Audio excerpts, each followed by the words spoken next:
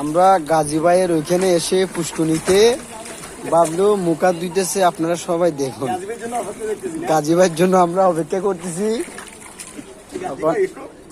গাজী ভাইয়ের জন্য আমরা অপেক্ষায় আছি। গাজী ভাই আসতেছে না, আমরা গাজী ভাইয়ের অপেক্ষায় আছি। আবার দেখুন বাবলু এখন ঠ্যাং তুলতেছে, কি সুন্দর এটা একটি দৃশ্য।